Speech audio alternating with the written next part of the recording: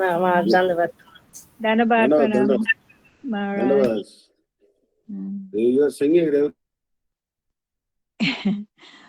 Maharaj, I want to ask you something. The last time when you were preaching, you said something about Krishna was not born through Devaki, but through Yashoda.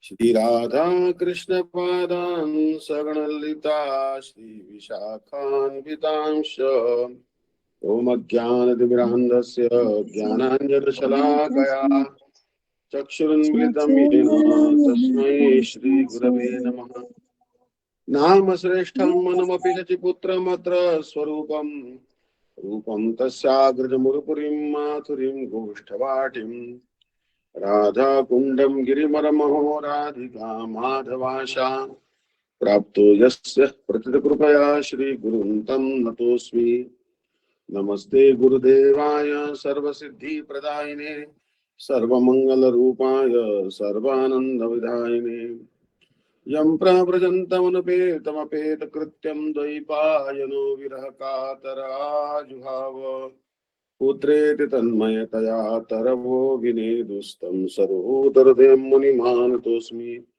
Shri Daitare Bhore Gazundo He Krishna Chapale Karunai Kasindo Vrindavana Sinhita Avtara Prasida Radha Pranaya Prachara. First of all, offer my millions of obeisances to lotus feet of Asmati Guru Pad Padma Nikala Prit Jad Guru Shishima Bhakti Vedanta Narayan Goswami Maharaj, Tirandi Swami Shishim Bhaktivedanta Dandi Maharaj, Namnishta Santa Shri Aniruddha Das Prabhuji, all the Vaishnavis were gathered here for this online class. Please accept my humble obeisances. So we are very fortunate that we are studying Bhagavad Gita. Now Ram Navami is also coming very soon, and Ram and Krishna, they are not different. Krishna is avatari and Ram is avatar. So it is very, very important to study. If you want to understand the life of Ram, then you have to study Bhagavad Gita. So the verse today is Sadrusham cheshate swasya prakrutir jnanavan api prakrutim yanti bhutani nigraha kim karishyati. Sadrusham, accordingly, cheshtate, tries, swasya, by his own, prakritehe, modes of nature. Now, modes means there are three modes, sattva-gun, raja-gun and tamo-gun. The mode of goodness, mode of passion and mode of ignorance. Actually, yesterday I was listening to a class by Srila Rajendra Ji Maharaj, and he was making a point actually. He's telling that Krishna was pressing, when Mother Yashoda was trying to catch him, Krishna was pressing his lower lip by his teeth. Now he said that the teeth are white and they represent the mode of goodness. And lower lip represents greed. Lower lip represents greed, he was telling him this. Because apparently, in Bhagavatam also it is told that the greed arose from Krishna's lower lip. So he said that lower lip, one's lower lip actually represents greed, and one has to subdue the greed by one's mode of goodness. So lobha. So actually, he was making a point like that. So anyways, there are modes of nature. Jnanavan means a learned person. So learned means jnana. Jnana also has two types: Tat Purush Gyan, Tan Purush Gyan. Tat Purush Gyan means the knowledge about the Paramatma. Tan Purush Gyan is the knowledge about the soul. And there is also one type of misleading knowledge called Jiva Brahma Ikya Gyan. Means Jiva and Brahma are one, Jiva and Paramatma are one. This is a misleading knowledge. So we are talking here about those who have knowledge about the super soul, Paramatma and Atma. Api, although Prakritim, nature, Prakriti. Yanti undergo, Bhutani, all living entities. So in Sanskrit, in Hindi they say Bhut means actually they say ghost. But here in Sanskrit, Bhuta means all living entities. All living entities called Bhuta. Um, and Nigraha, repression. Repression. Nigraha. Nigraha means basically controlling or repression. Kim what? Karishyati can do. Even a man of knowledge acts according to his own nature, for everyone follows his nature. What can repression accomplish? So you see that many times people think that I will be sober. I will not behave in such a certain manner. But impulsively they behave in a manner which they lands them in trouble. Which lands them in trouble. So there are many impulses. There is there is impulse of opposite sex, impulse of wealth, impulse of gold, impulse of so many things. Impulse is there. So although someone even in knowledge sometimes he becomes tempted.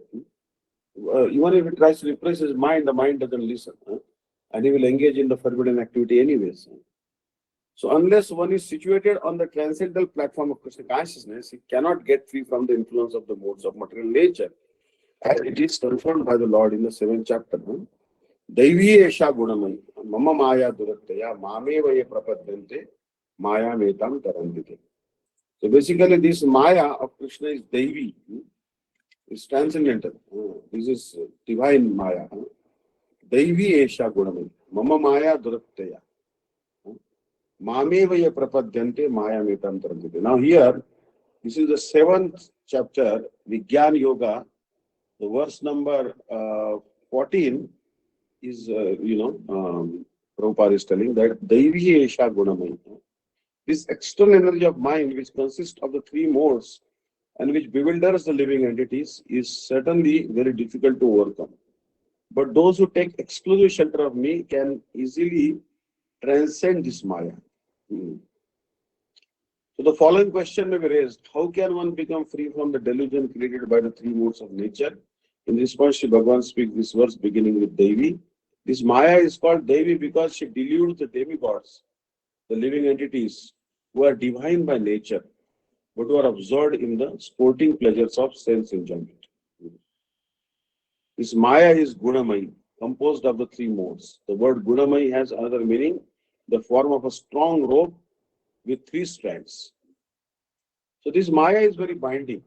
You'll see that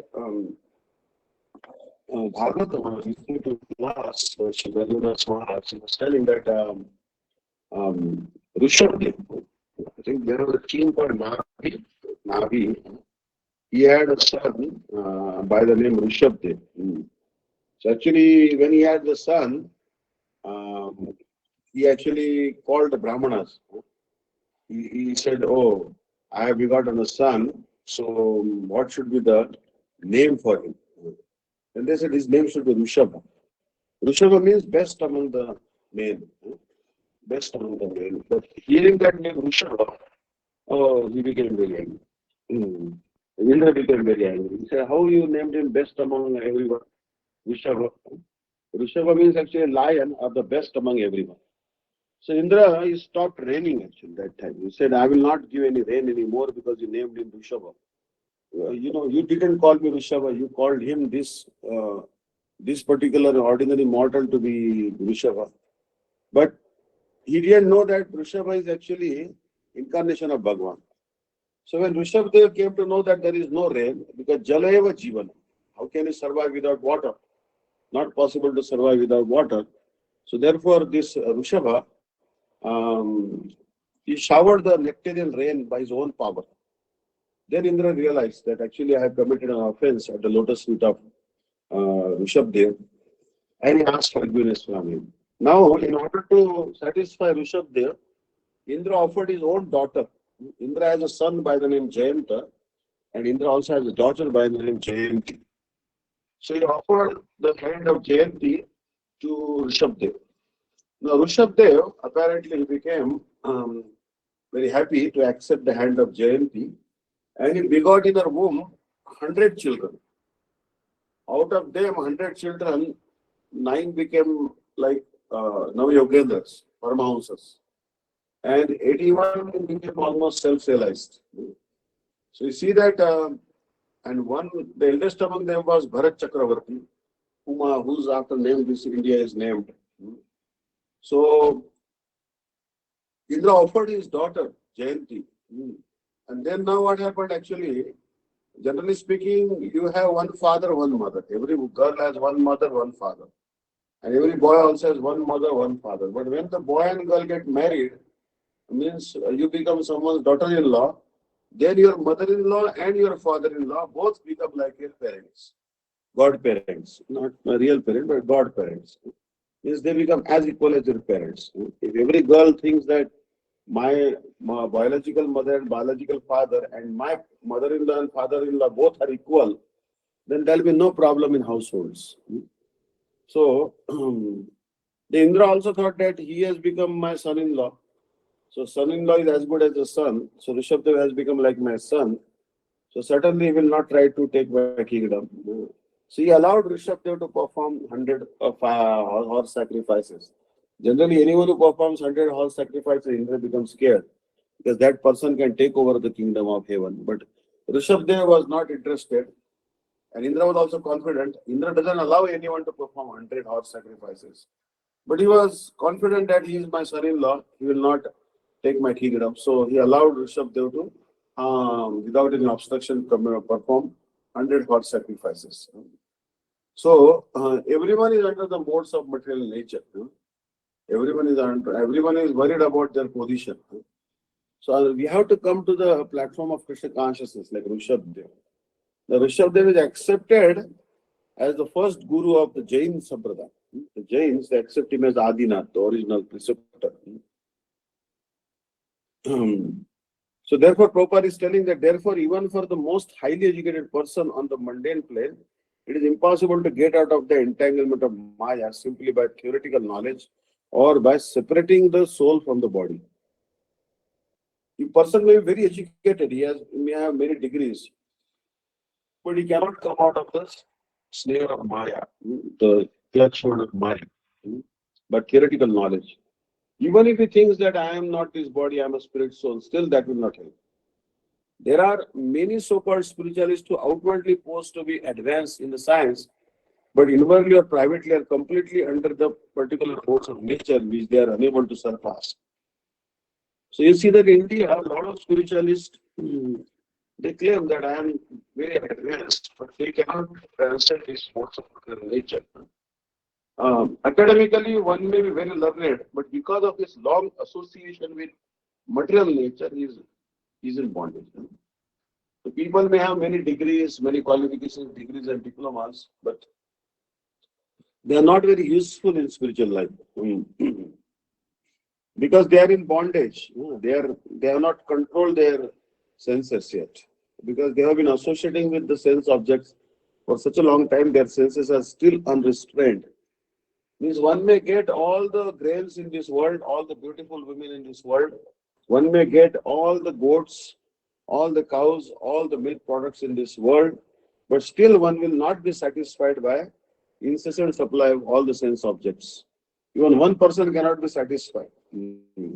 Suppose you want to, um, you are doing fire sacrifice, and after you are pouring oblation of ghee in the fire sacrifice, and if you continue to pour ghee in the fire sacrifice, or you start keep offering wood and sacrificial wood and cow dung patties, then that fire will never extinguish. So our sense objects, our senses are like burning flame, and more sense objects which are like ghee, clarified butter we put in our senses, the fire of our senses, then our senses will become even stronger, even stronger, even stronger. No one will be able to control the senses by continue to pamper one's sense objects. Controlling to pamper our senses by giving them sense objects. Suppose I stopped giving ghee in the fire sacrifice. What will happen? After I stop pouring ghee in the fire sacrifice, it will slowly, that fire will die. Understand? That fire will be extinguished naturally. So if you don't entertain your senses will demand sense objects, but if you just reject them, if you don't give them these sense objects, then slowly they'll become weaker. But if you keep on giving them their desired sense objects, then what will happen? Then your senses will become very strong. So you'll see that one time, one parikrama party was going in Braj. They are doing Brajamandal parikrama. So then what happened that the parikrama party of these devotees, they stayed in a village. And in the village, they offered them nice kachoris, puris, sabji, and they also gave everyone a lot of rabdi. Rabdi is actually this particular milk preparation, very condensed milk is called rabdi. They gave everyone rabdi. Um, and everyone ate like some people ate even 1 kilo, 2 kilos rabdi also because it is very rare to get that. Everyone got heart full of rabdi. But then all of them had started having dysentery and cholera. And the whole parikrama party, 2 days, there were not enough doctors in the Kosi area. Then they had to approach to some nearby Palwal and Haryana and get doctors from even Delhi. And they were given the saline water, and drip. And somehow they survived. But afterwards, if anyone during parikrama, of 2 3 days, they were supposed to stay in Kosi for maybe one day, but they ended up staying 2 3 days because everyone became so sick eating the rabdi. So if anyone would give them rabdi after that incident, they would say, no, we don't want rabdi. We don't want rabdi. They were so scared because they remembered what happened last time they had rabdi. They got very severe dysentery, came on the verge of death. Understand? So the senses, we try to enjoy the sense objects, but sometimes the sense objects can go out of control. So Krishna consciousness helps one to get out of the material entanglement, even though one may be engaged in his prescribed duties. So Krishna consciousness actually helps us get out of the material entanglement, even though one may be engaged in prescribed duties. Like for example, householder. Now you see that Rishabh Dev, he had 100 sons. These days, there is only 2 sons are allowed. In India, there are some government, the rule they have put is like that. You are allowed one daughter, one son, or 2 daughters, or 2 sons. You are not allowed more than 2 children in India. Many government offices have put restriction. Mm. In China also they put that only one child was allowed. But then it happened that China's young population started building so fast. Finally, they told that even children who are born out of wedlock, we will actually register them. They realized because the population was dropping drastically. Now, if mother and father are in old age home, they will not feel happy. How can they feel happy if they are in old age home? Because although all the facility, good food, clothes are given in the old age home, but they are not happy there because they have been not educated about how to practice devotional service. That's why they are not able to be happy in the old age home. Everyone should be trained how to practice devotional service. If they can practice devotional service, then they can be happy either at home or even in old age home. They can be happy. So previously there was a joint family system and people were more happy, and now there's a nuclear family, and as a result, the people are that happiness is not there anymore. Joint family has much more happiness to offer. So Krishna consciousness helps one to get out of the material entanglement. But even though one may be engaged in prescribed duties, therefore, without being fully in Krishna consciousness, no one should suddenly give up his prescribed duties and become a so-called yogi or transcendentalist artificially.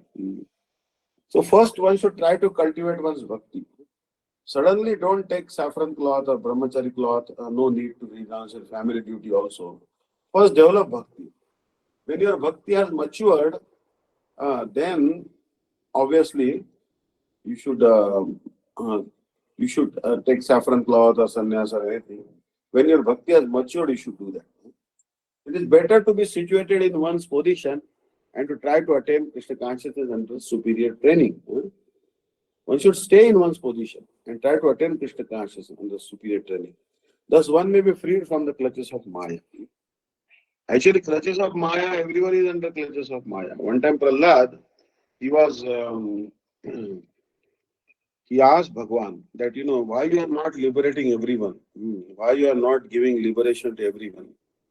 Then Bhagwan said that tomorrow, anyone wants to come to Vaikuntha, you can bring them to Vaikuntha. I welcome them with open arms. So Prahlad, he went to every house and he said, you can come with me to Vaikuntha. Tomorrow you will be allowed in Vaikuntha. But no one was ready. So then he saw one old man. He was lying with because he was coughing so much. He was all time coughing. So his sons and daughters-in-law, they have kept him outside the home. They told him, you sleep in the courtyard. They put a cot for him there underneath the neem tree. And he was coughing, uncontrollably. And he was practically good for nothing now. Nothing he was good for. He could not do much work. He could barely walk properly. So Prahlad came to him and said, why don't you come to Vaikuntha with me? Then he said, well, you may say that I may come to Vaikuntha, but I have some seva to do. I have some service to do to my children. Then Prahlad asked that old man, what service you are probably doing? And he said, that all day long I sit in the courtyard here under the neem tree. If any beggar will come, I drive them away by speaking harsh words to them. Go away, you will not get anything here, not even a morsel of rice here. Get out. Will not give you even 1 rupee. Get out. So I'll speak harsh words to them and the beggars go away. So this service I am doing in the daytime. And in the night time, I cough all night long. So I cough, and hearing my coughing sound, the thieves don't come because they think that someone is there in the house. So he said, I have a very important role to play, and I'm not going to come to Vaikuntha just because you're telling me to come. I will let nature take its course. I have some duty to do to my children. Means the children have ignored him. No one is consulting to him. No one is properly talking to him. So, but he is so dedicated to his children. Understand? That although he is getting a chance, Prahlad is offering him a chance to go to Vaikuntha, he is simply not interested in going to Vaikuntha. Then Prahlad went to another, they said, let me see who is the worst kind of creature in this world. So Prahlad saw one pig, hog. And hog was eating stool and just rolling in the clay, dirt and all. But Prahlad said to the hog, why don't you come to Vaikuntha with me? Then he said, well, you know what? Actually, I'm getting the best of the food here. I'm getting fresh stool every day to eat. Then actually we think that what type of happiness can be there in eating stool? Uh, but we think that the hog species has no happiness. But you know what? Actually, hogs think the same about us. The hogs think that what these human beings are enjoying, we are enjoying so much more than them. They can marry one wife. If you marry another wife, then as per Hindu law, you can be arrested and put in the jail. But the hogs, they have no limit on girlfriends. Now we are sitting. I'm sitting on a very comfortable chair and I sleep on a very comfortable mat. Fan is on, but hogs can sleep anywhere. But they think that human beings are not really enjoying. And when demigods also think same about the human beings. The demigod is saying that what these human beings are enjoying, they are nothing they are enjoying compared to us. Understand? But certainly, whether the hogs or human beings, we are hogs or demigods, we are better than demigods and better than hogs. Because we can practice bhakti. We can practice bhakti in this human form of life. So therefore, even demigods want to take birth in human form of life because bhakti is so much easy in the human form of life. So all life we have spent in spent in collecting money and making arrangements for our children. But I doubt if we may remember our children, we may make arrangements for their future comfort, keep lot of property for them. But I doubt that they will care for us when we become old. Understand why they don't care? Because the mothers, they are themselves working outside. They have very little time to take care of their children. And that intimacy which mothers were giving to the children before, that is now going away because the women are also very busy. So as a result, the children also don't feel so much for the mother. So as soon as she becomes old, they just put her in the old age home. So now this is the situation in the society, and it's not a very happy situation. So here, Sadrusham cheshtate sasya prakrite jnanavanapi prakritim yanti bhutani nigraha kim karishyati. Sadrusham, in accordance, cheshtate, endeavors, sasya, with his own, prakrite, nature, jnanava, a man of knowledge, api, evam, even, prakritim, nature, yanti, follow, bhutani, all beings, nigraha, separation, kim, what, karishyati, can do. Even a man of knowledge acts in accordance with his natural disposition. For all beings follow their nature. What can be achieved by repression of the senses? One may raise the following question. A person who does not obey the order of a king is punished. So if a person does not follow the order of Parameshwara, the supreme controller, is he not punishable? Is he not punished as well? Should he not fear punishment from him?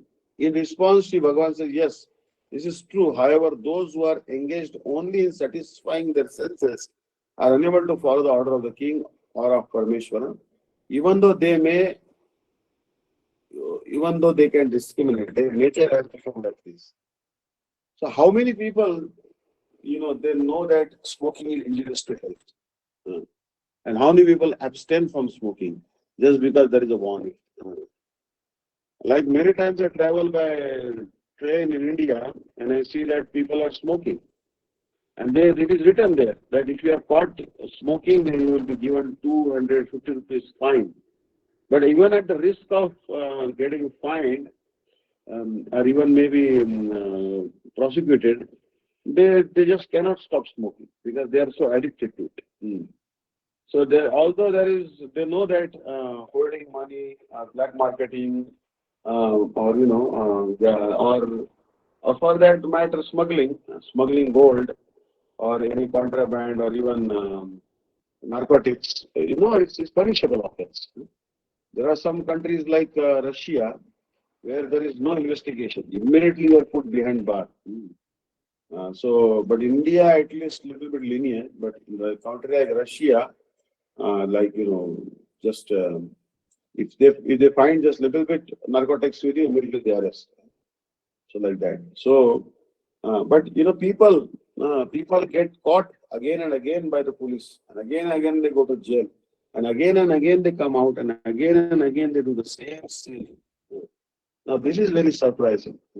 Although they are defying the law, they get punished for breaking the law, but still they cannot give up that propensity of sinning. This is a matter of great wonder. Why this happens like this? Because their nature has become stubborn. So the present verse beginning with Sadrusham is spoken to explain this. People may know that sinful activity will lead to punishment from the royal court or even going to hell. They may even understand that this will bring infamy and criticism. Still, because of the nature that they have acquired over a prolonged period, they act according to the temperament resulting from their sinful deeds, which brings only misery. Generally speaking, in India, the kings used to give punishment. That was the duty of the kings, to give punishment. Actually, I read a very nice story about Sena. You might have heard about, there was a barber by the name Sena. And one time he was doing some worship of Thakurji. His Thakurji is Krishna actually. He was worshipping maybe deity of Krishna or Vishal. He was praying to him at least. and king wanted to be shaven. So king wanted to be shaven. So that time, the king sent messenger that tell Sena barber, his name was Sena, Sena barber should come and shave me. But because Sena was so absorbed in worshipping Vitthal, the wife of Sena told that, oh, he is not at home. He is not at home. He's gone outside. So anyway, but he said he was worshipping Lord Vithala. All right. Then another messenger the king sent. Another messenger also came, and then that time he also was told by his wife, Sena's wife, that he's gone outside. Then the third messenger came, but third messenger was told by a neighbor. There was actually a neighbor, and he told secretly to the third messenger that actually Sena is not here. Sena is not gone outside. He is in his prayer room, and he is worshipping Thakurji and glorifying Thakurji, and he is actually deceiving the king by telling his wife is deceiving the king by telling that he is not at home, but actually he is inside praying to the Lord. So when the messenger reported to the king, he said that Sena Barber is at home, but he is doing worship, and that's why his wife is telling that he is not at home. The king was Muslim. He became very angry. He said, take one leather bag, huge leather bag or leather sack, and just place Sena in that leather bag, tie up that leather bag and throw it in the river. Suppose you are put inside a leather bag, very huge leather body bag, and it is sewn up and tied completely tightly, and you are thrown in the river. You cannot break that leather and come out. You will simply drown, or you'll meet a very slow and slow death in either way. Because that bag may float on the water, or you may be just drowned. You'll meet your watery grave. So king ordered such a heavy punishment for Sena. So that time Vitthal, he could not tolerate that my devotee is being punished. So Vitthal, he took the shape of the Sena barber, and he came to his house, and he collected his razor, because they use the Indian razor for shaving and all.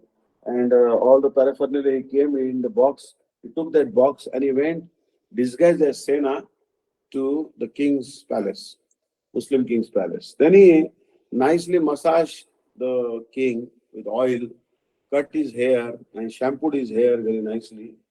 As he was shampooing, because it was Krishna himself had disguised as the Sena barber, the king was in ecstasy. He was feeling such comfort in his body. Finally, all the shaving was done, shampooing was done, massaging, oil massage, everything was done. Then Lord Krishna, who was disguised as Sena barber, poured some, bowl, um, some perfume, jasmine perfume.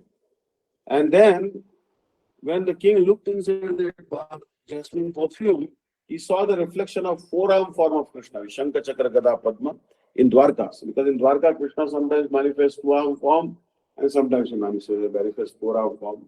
And when king saw the reflection of Krishna in that jasmine scent, bowl of jasmine scent, he fell unconscious.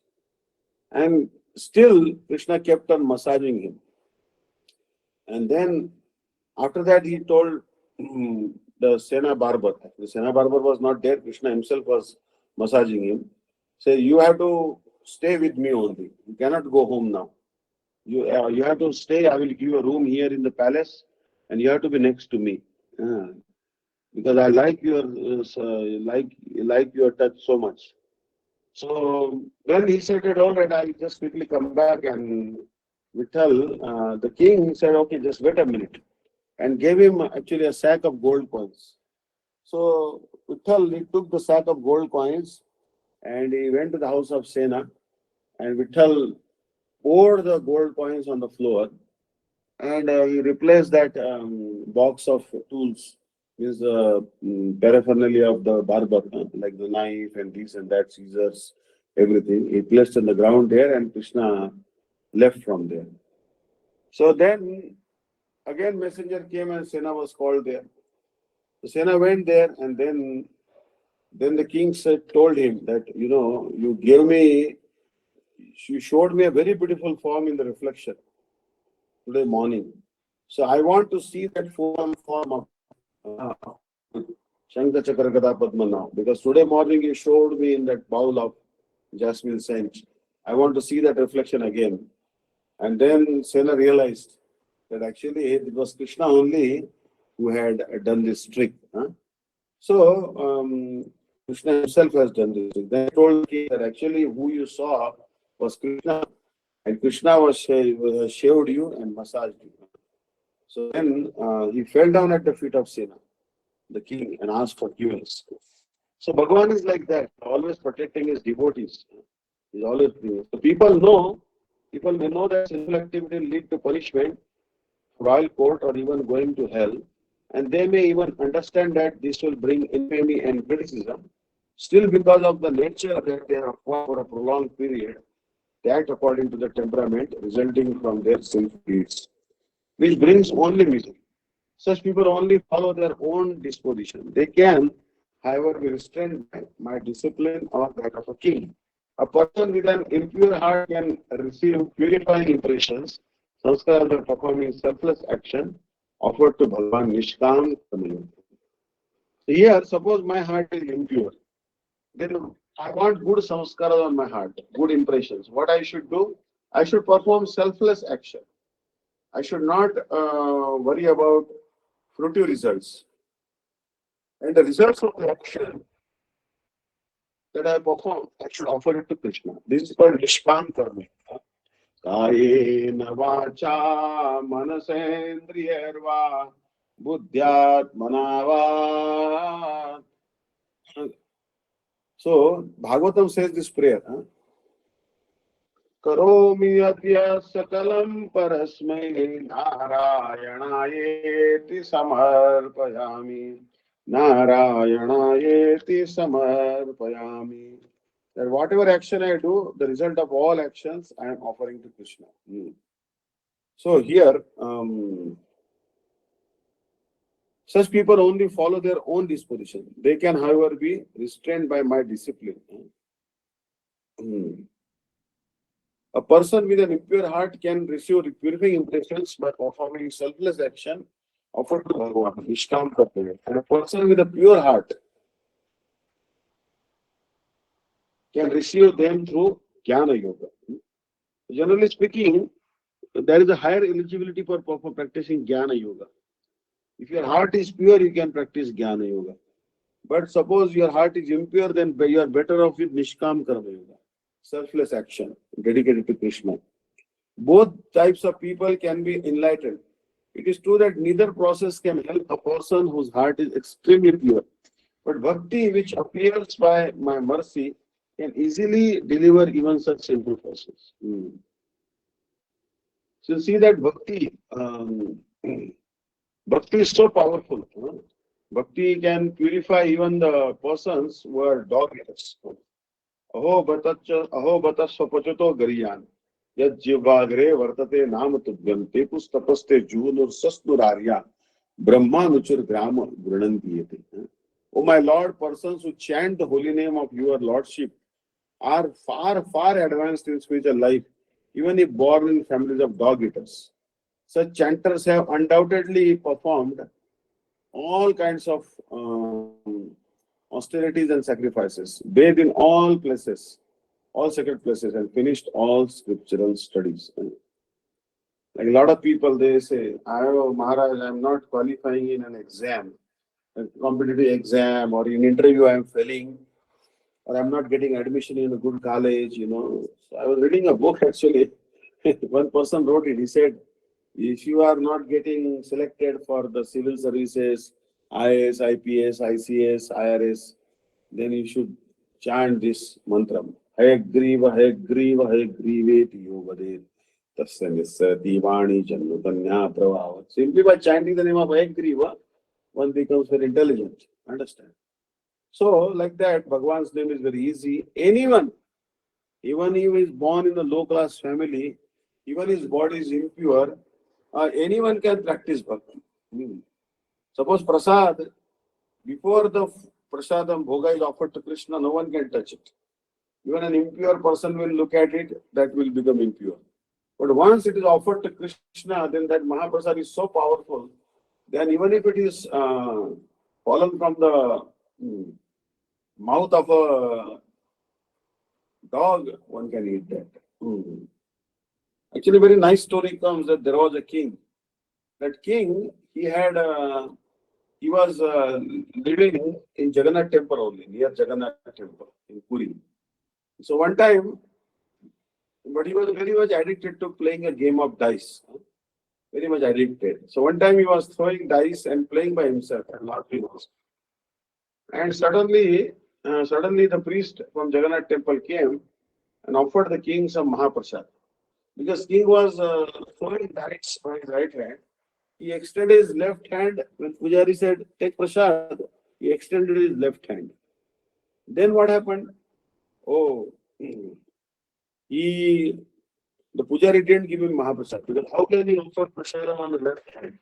Generally, you should take prasad on the right hand, not on the left hand. So, left hand is considered much impure because we clean ourselves with the left hand. So, uh, he didn't offer any prasad to king. But after the game of dice was finished, the king began to lament. He said, "Where is my prasad?" Then everyone told him what happened, that you extended your left hand.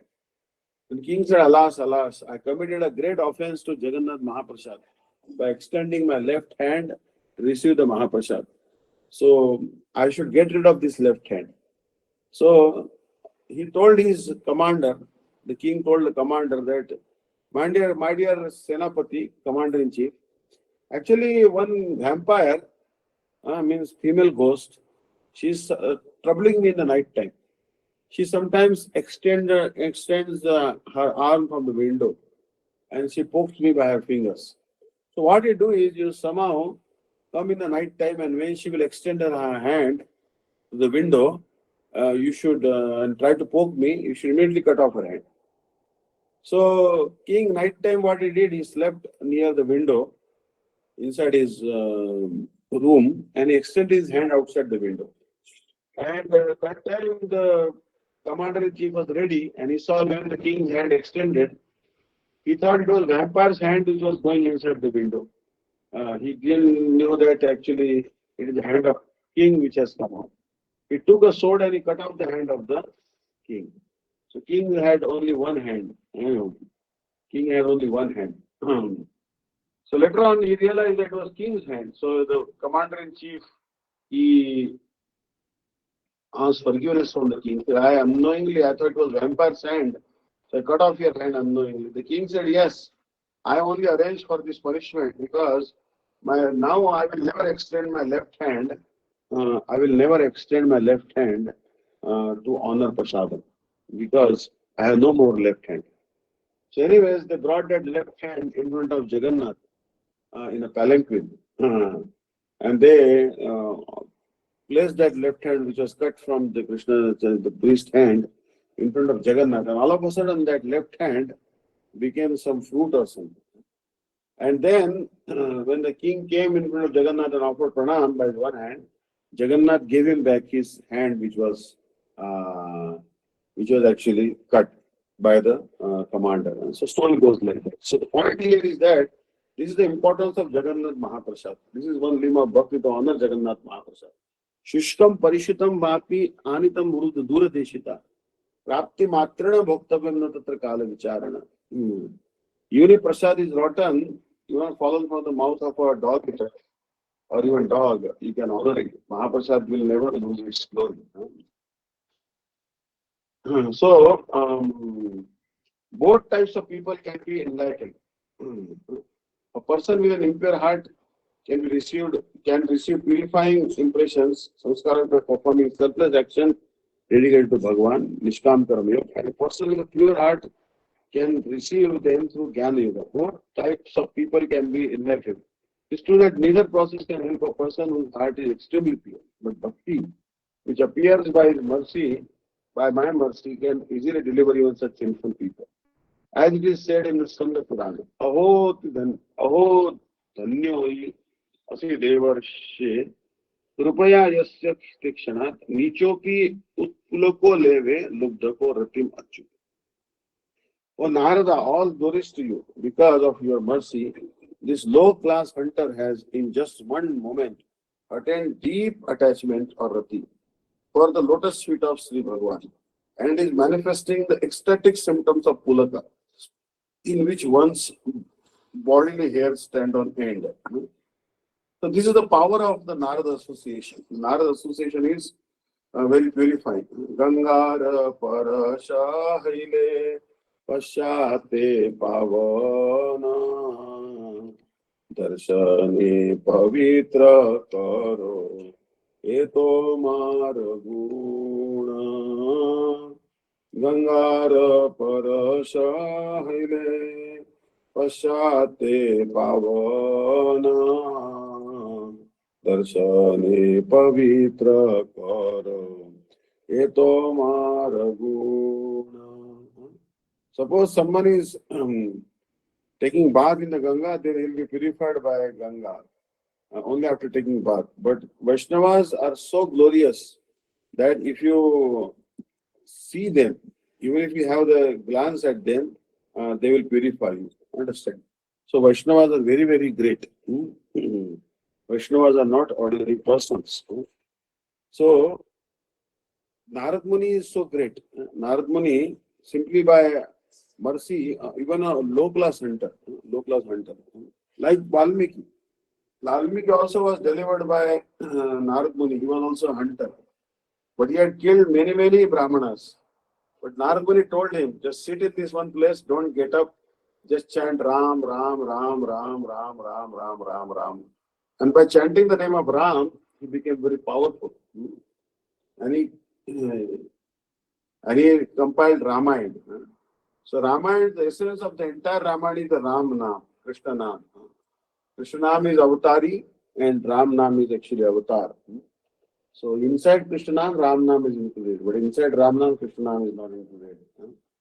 So Bhakti is so powerful. So Sarada Varshini Prakashika Vritti, a person with uncontrolled senses may be able to discriminate, but cannot restrain his senses by knowledge of scriptures. So it is very important to restrain senses. But suppose your senses are uncontrolled, then simply the knowledge of scriptures will not help you. Like a lot of people, actually, you'll see that even in Quran, in Bible, in Torah, and also Guru Granth Sahib, and also Bhagavad Gita, Bhagavatam, people either follow any of these books. A lot of followers in the world who follow the Quran, the Holy Quran. Some people follow the Holy Bible. And there are so many commandments which are given in the Quran, Torah, Bible, and thou shalt not kill, illicit sex should not be done. All these things are told also in all scriptures. But people are unable to follow the instructions of the scriptures because of lack of sadhu sangha. For example, Stambhayan Atmanatmanam Yavat Sattvam Yathashrutam Na Shashaka Samadhatu Mano Madana Vepida. After seeing the prostitute, the mind of Ajamil became agitated. He tried hard to control his mind by fortitude and knowledge of scripture. But being agitated by Cupid, he was unable to do so. Ajamil knew he was a Brahman, he was not from low class family, he was a Brahmin family. He was a Vedic Brahmana. But when he saw the prostitute embracing a Shudra person in the jungle, he could not actually control his mind. And he ended up getting married to that prostitute. Understand? And begetting many children from her womb. So this is the mind cannot be controlled. And uncontrolled, degraded desires can be removed by the powerful influence of the association of saintly persons and or sadhu sangha. So when we associate with the saintly persons, then all these degraded desires will go away. Saswa Sakyeta Bhaktiman Santa Ibasa Chindanti Mano Vyasangam Ukti. A very nice verse from Srimad Bhagavatam. 11 Canto 26, chapter 26 verse. By their powerful speech, saintly people can completely cut asunder all the unfavorable attachments of the mind. So basically, the saintly persons, they carry, their tongues are not tongues, they're like swords. Their words are very sharp like swords. And they completely cut asunder all our attachments. We are attached to the family life, we are attached to wife, children, sons, boyfriend, girlfriend, house, and whatnot. So many attachments we have. But when we start associating with the saintly persons, then what happens? We become completely detached from all these temporary relationships. We develop permanent relationship with Sri Krishna. Vyasanga means attachments that make one averse to Sri Bhagavan. So tato dussanga musrajya tatso sajjeta buddhiman santaiva chinnanti vyasangam mano chinnanti mano vyasanga mukti. Means attachments that make one averse to Sri Bhagavan. Suppose someone is very attached to liquor, then that person will be not interested in Krishna. Someone is very attached to meat eating, uh, or someone is attached to illicit sex, if someone is attached very much to gambling, then he will not be interested in Krishna. He will become averse to Krishna. Here the word Eva Mangla is the powerful speech of saintly persons alone. Pious actions, holy places, demigods and knowledge of scriptures are in and of themselves not able to destroy unbeneficial attachments. This should be understood. So someone may perform a lot of pious activities like giving food to the needy, opening schools, hospitals, colleges. But those pious activities will not uh, destroy our attachments, unwanted attachments. The holy places, someone may visit so many holy places, but still, these holy places will not remove your attachment to the material world and to the unwanted attachments. Even you worship different demigods or you study many scriptures, still your attachment will remain.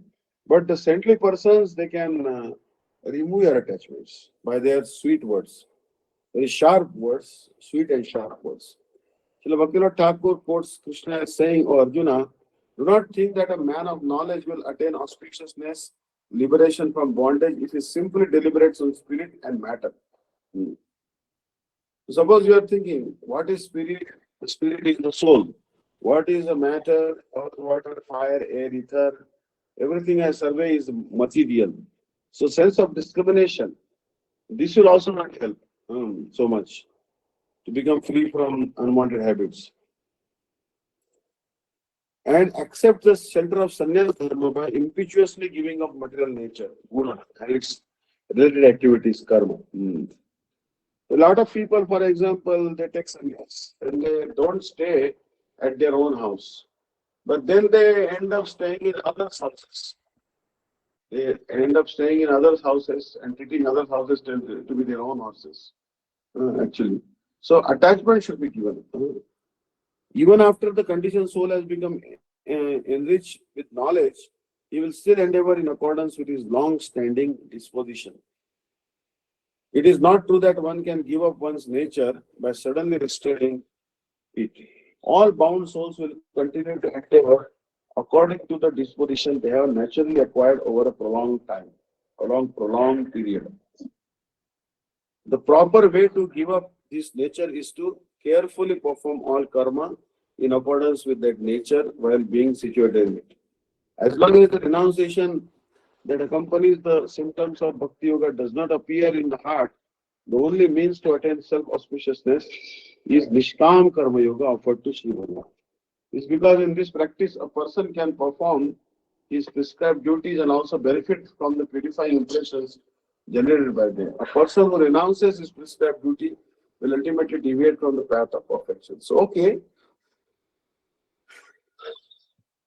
you are a doctor, then all right, you can work as a doctor. And there was actually one couple, they were surgeons, and they were so attached to Harikatha that they will simply turn on the Harikatha and they will do the operation and they never made any mistake. Means Harikatha became their very life. Although they were surgeon and they were doing surgery, they will play Harikatha even in the operation theatre. So they became very much attached. So prescribed duties you can keep on doing. But why not chant Ram, Ram, Krishna, Krishna, Govind, Govind, Hari, Hari, some name of God all the time. So there is no need to give up one's prescribed duty or ashrama. Just remain situated in chanting the holy name. For example, there was one person who was going to study in Germany. So when he was going to study in Germany, his parents were very worried that what will happen to our son. Previously, you see in India, the people were very pious. So Britishers tried to change their ways, but they could not convert the Indian people. They were always remain pious. Then the Britishers deliberated, what is happening? We are trying to push our culture, and they are not accepting our culture, and they are stuck to their own Vedic culture and their habits. They are not interested in meat eating, gambling, intoxication, illicit sex, and all these things we are trying to promote.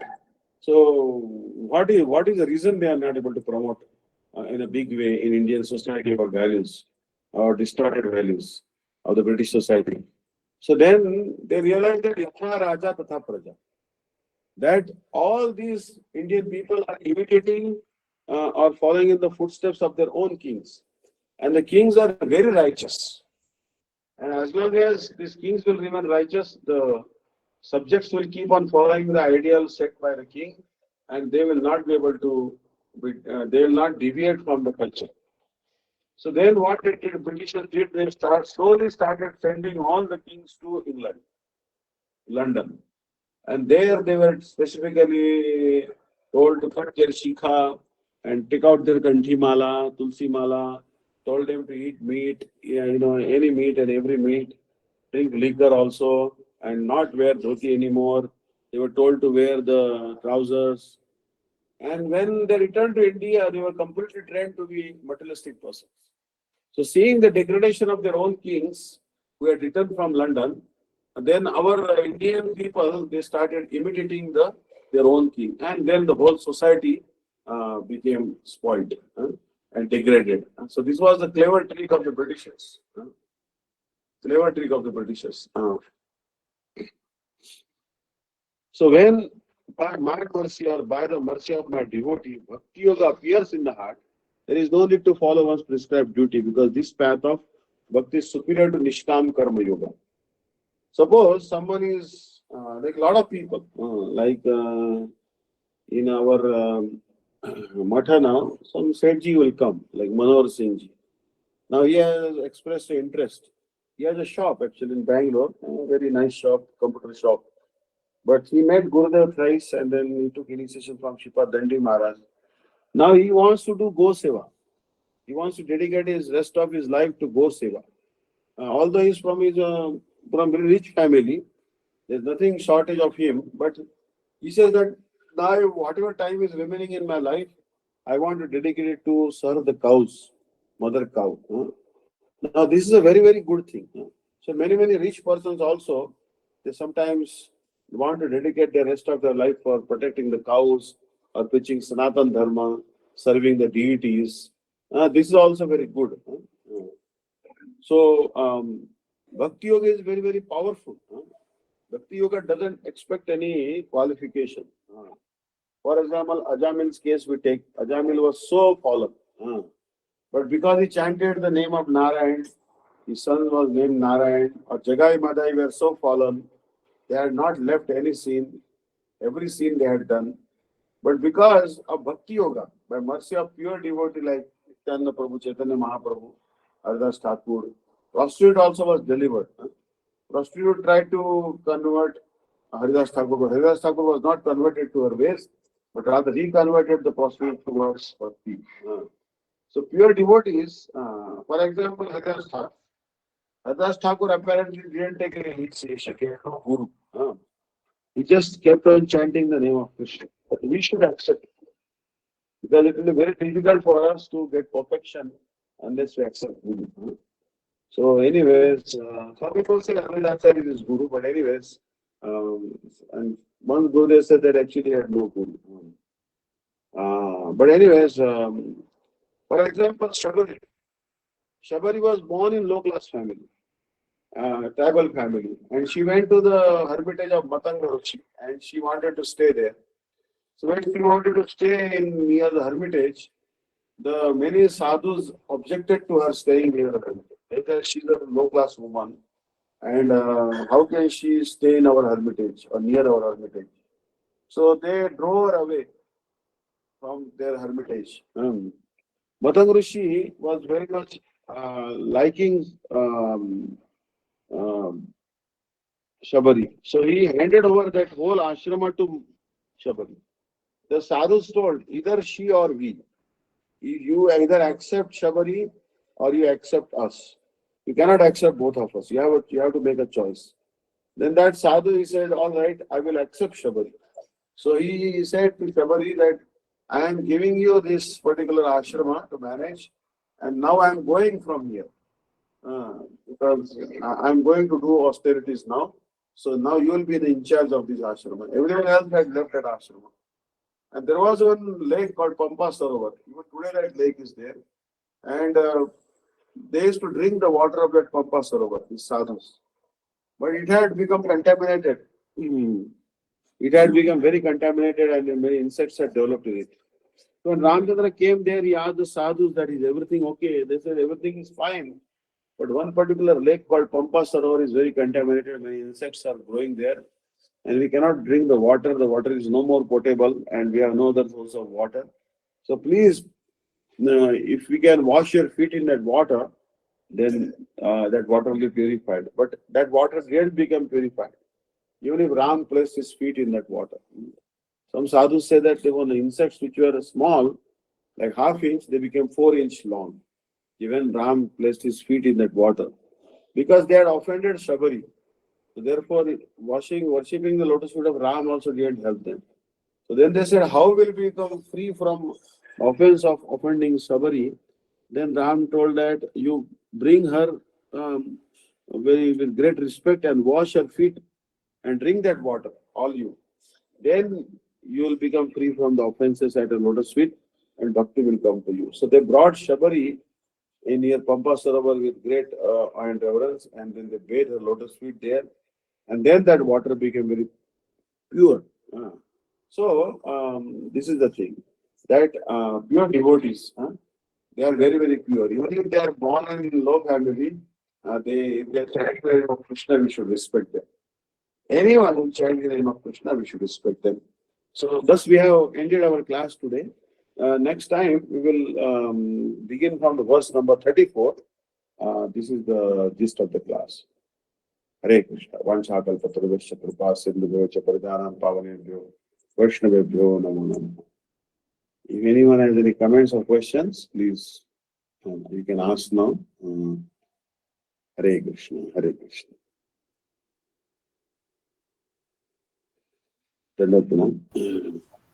Hare Krishna Maharaj and Vattans. Thank you so much. Hare Krishna. Dandavata.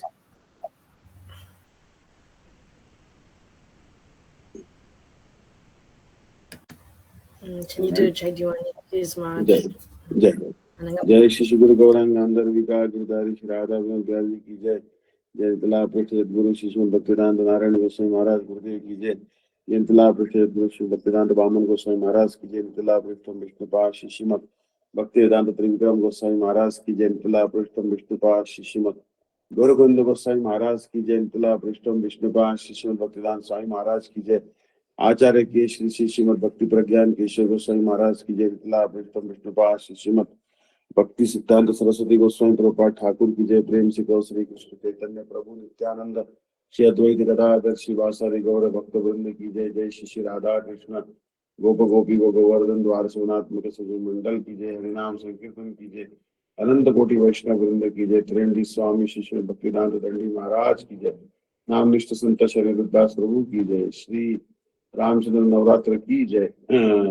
समागत भक्त वृंद की जय। निताय गौर सीतानाथ प्रेमानंदे हरि हरे कृष्ण। पंचाकल्पतरुश्च कृपा सिंधु पतितानां पावनेभ्यो। हरे कृष्ण। हरे Krishna. Krishna Shripad Bhaktivedanta Vishnu Daivata Mj ki Jai. Vanchakalpatarubhyascha Kripa Sindhubhyo Patitanam Pavanebhyo Vaishnavebhyo Namo Namo Vaishnavebhyo Namo Vaishnavebhyo. Hare Krishna. Thank you so much, Maharaj, for attending today, and thank you, dear devotees. Hare Krishna. Hare Krishna Maharaj, Dandavat Pranam. धन्यवाद दीदी। हरे कृष्ण। हरे कृष्ण। हरि बोल। हरि बोल। Sublime Katha, which Oh, Dandavat Pranams. Hari Bol, Hari Bol. Your granddaughter. Yes, ma'am. Yes, Maharaj. Your your son's daughter or your daughter's daughter? My Maharaj, it's my spiritual children's Maharaj. Oh, that's good. You can train them at an early age. Because Yes, Maharaj. because the association is so important. Yasyat sangati Yeah. pumsam manivasasat guni so kundirti tutot viman so ithanmiva samshret.